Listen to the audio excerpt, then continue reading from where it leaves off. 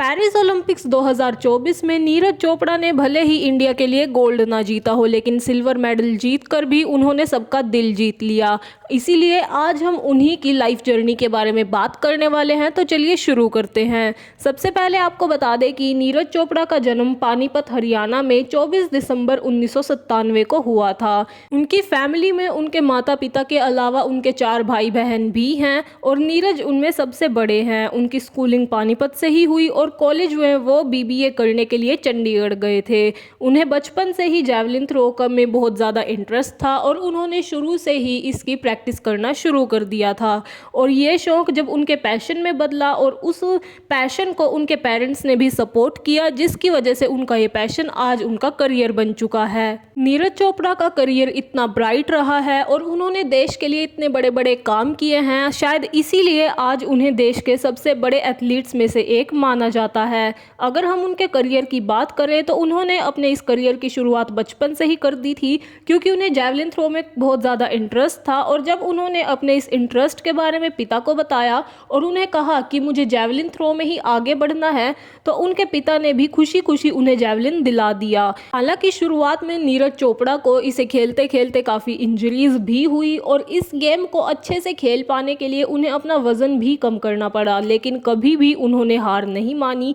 और 2016 में पोलैंड में होने वाले IEAAF वर्ल्ड अंडर 20 चैंपियनशिप में उन्होंने इंडिया के लिए गोल्ड जीता। नीरज ने 86.48 मीटर तक जैवलिन को थ्रो करके गोल्ड अपने नाम किया और उनकी इस स्पेशल जीत पर फेसबुक के CEO मार्क जकरबर्ग ने पर्सनली उन्हें कॉन्ग्रेचुलेट भी किया। और उनके इस इतने बड़े कारनामे को देखते हुए इंडियन आर्मी ने भी उन्हें जूनियर कमीशन ऑफिसर की जगह पर हायर कर लिया।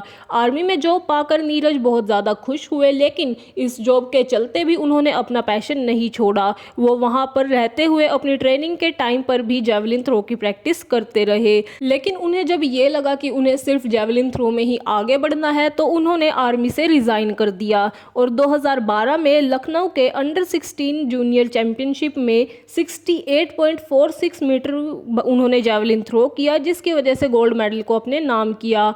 उसके बाद 2013 के नेशनल यूथ चैंपियनशिप में भी उन्होंने सेकंड प्लेस पर अपना नाम बनाया और इसी के साथ साथ IAAF वर्ल्ड यूथ चैंपियनशिप में भी उन्होंने कमाल का प्रदर्शन किया।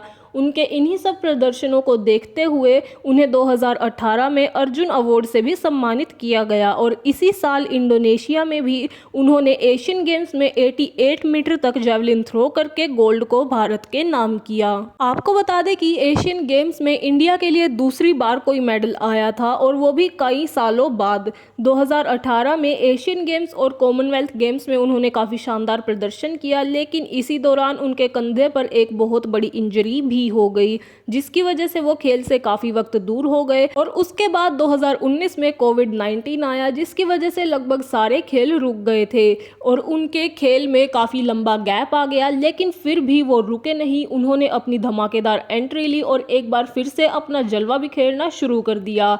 आपको याद ही होगा 2020 के वो टोक्यो समर ओलंपिक्स, जब नीरज ने 86.54 मीटर तक जैवलिन को थ्रो किया, जिसकी वजह से इंडिया को अपना पहला गोल्ड मेडल मिला था और वहीं से ही उनका नाम पड़ गया था गोल्डन बॉय नीरज चोपड़ा।